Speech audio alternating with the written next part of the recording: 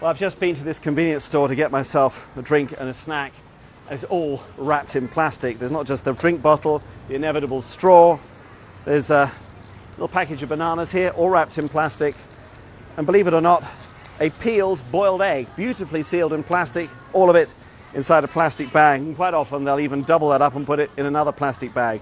This really is a plastic country, and that's partly because, well, Bangkok is a very fast-moving, fast-paced city where people live off food from the street. They're very concerned about hygiene. Everything gets wrapped in plastic. People live off convenience stores as well. They buy ready-packed food.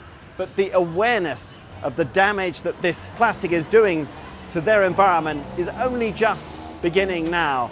There are just mountains of this stuff. 70 billion plastic bags every year bought by Thais and inevitably thrown away.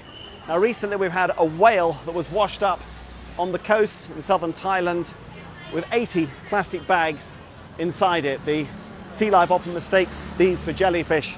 That whale died shortly afterwards. There's also been turtles with plastic wrapped around their shells or straws jammed through their nostrils.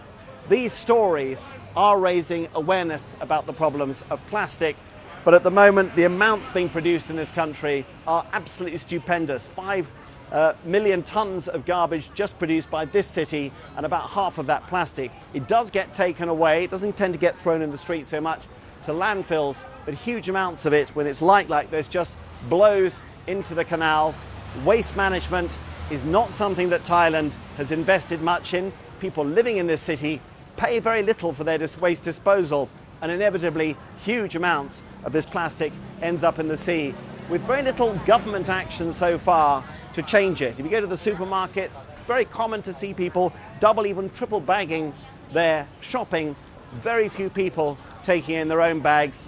No shops at the moment actually charging people to buy them, so they've got a long way to go. In other parts of Southeast Asia, the picture is even worse. This is a canal in the Philippines' capital, Manila. And you can see similar scenes in dozens of other cities in the region. Recycling, where it happens at all, is done largely by scavengers seeking anything that might earn them a little money. But with scant labelling and almost no official support, much of the waste ends up being discarded.